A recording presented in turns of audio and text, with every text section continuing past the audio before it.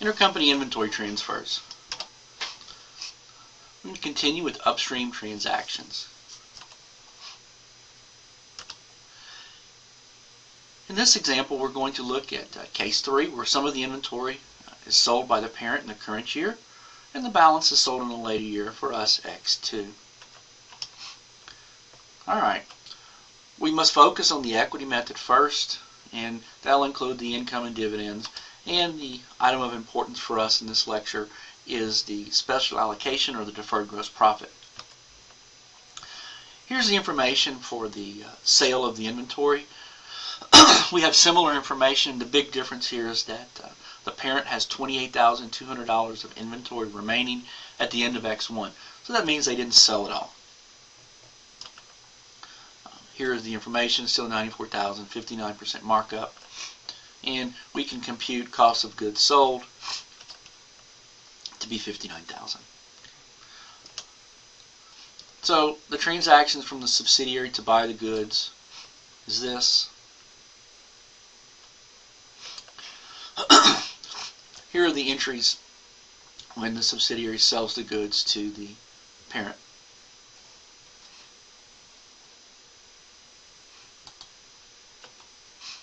The parent then records this entry when they buy the goods, and all of this is the same for case 1 and 2.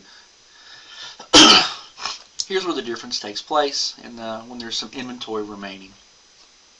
And by this point, if you've listened to all of the lectures, you understand that there is some deferred gross profit. So let's go ahead and set up our inventory transfer sheet so we can determine exactly how much that is.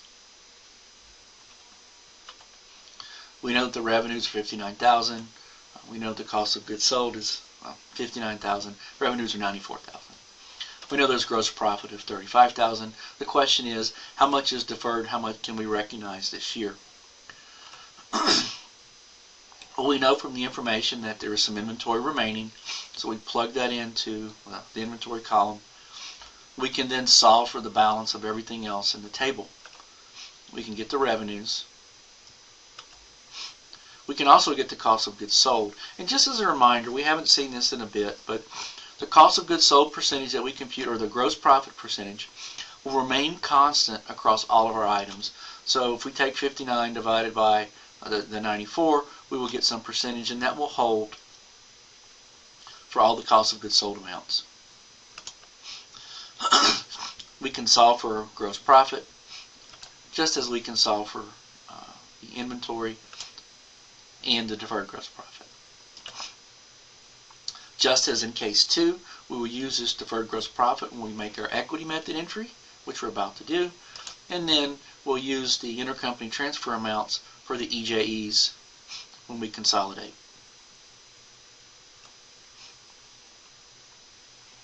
You can see here, again, we're just confirming that the deferred gross profit is 10.5, which shows up on the transfer table as well. So what that means is, what do we do with this 10.5?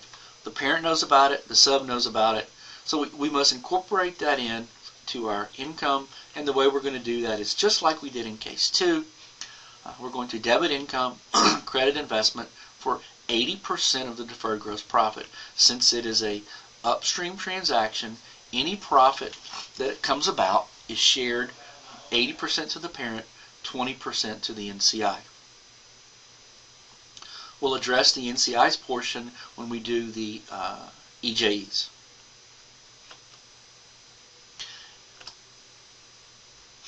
You can see here that the 10.5 will back it out of the subsidiary's net income, as well as will allocate it out to the parent, to the NCI. We'll post that equity method entry to the investment sub-account,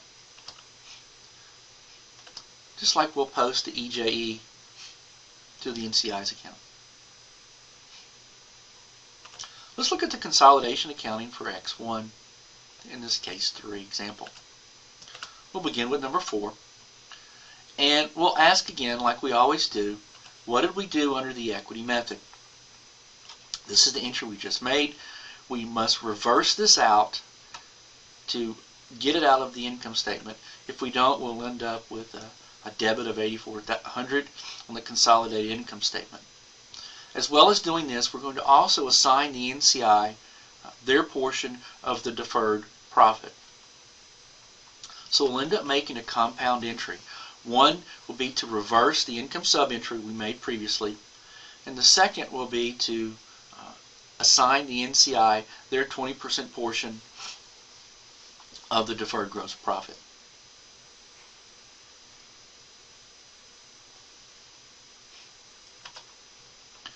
We must now address our revenues and expenses properly stated.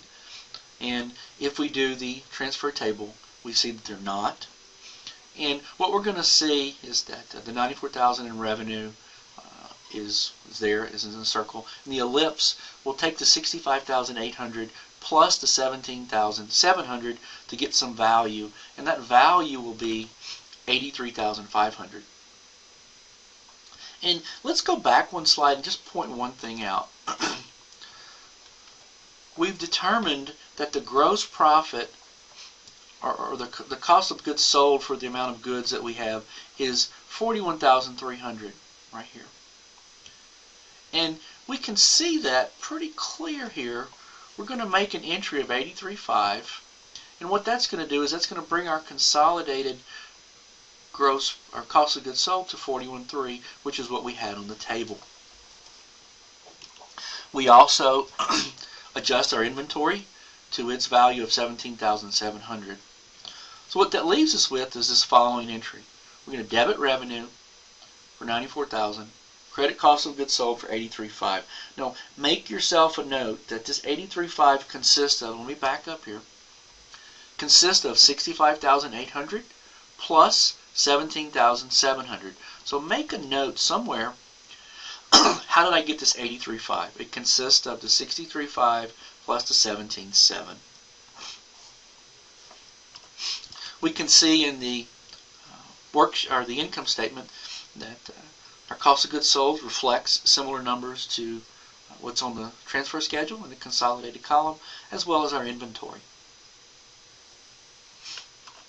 And just like we did in case 2, we will take any deferred gross profit that we compute and add or subtract it from the subsidiary's net income. In this case, we're going to subtract it out.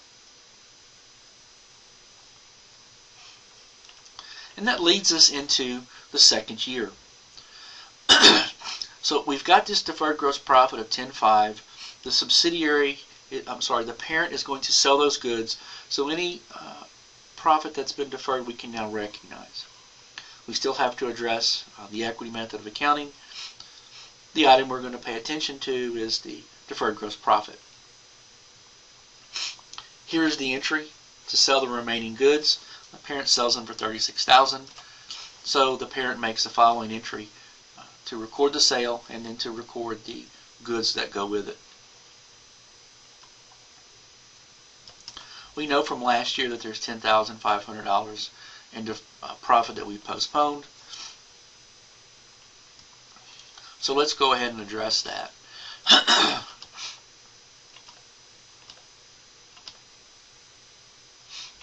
We'll make an equity method entry to incorporate that gross profit into our income.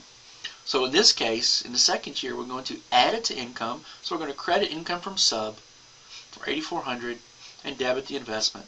And again, that's going to be 80% of the original full amount of $10,500.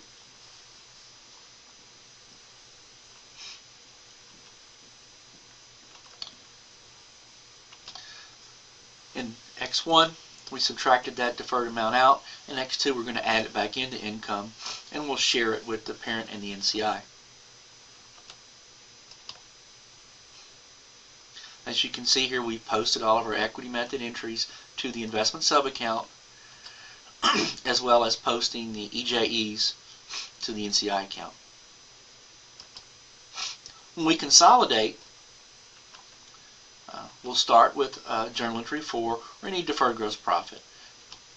This is the entry we just made under the equity method.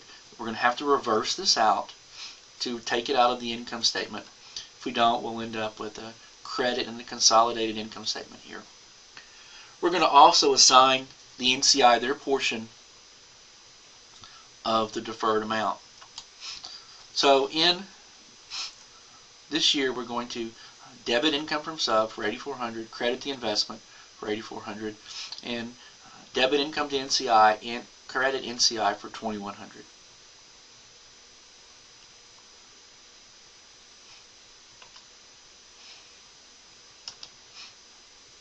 All right, let's ask ourselves again. We're ready to properly state our revenues and expenses.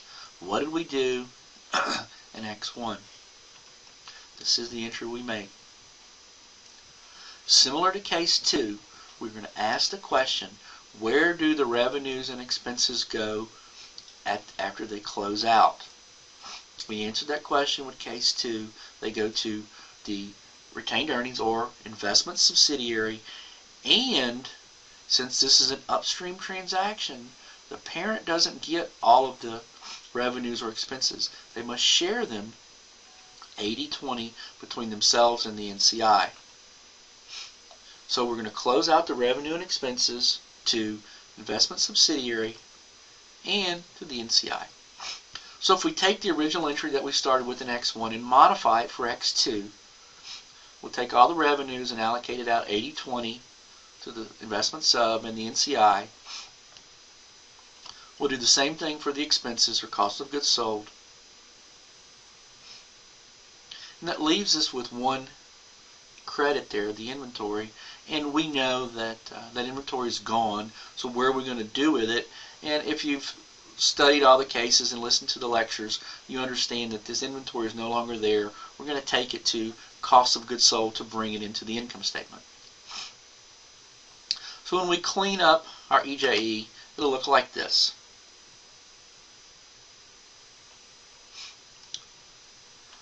And then our consolidated income statement will have the following information in it.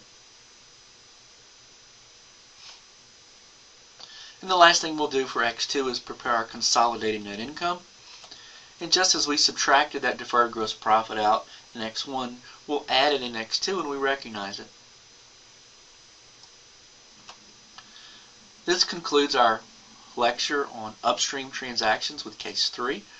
When the subsidiary sells goods to the parent later sells some of the goods in the first year to third parties, and then the parent later sells the balance of them in a later year.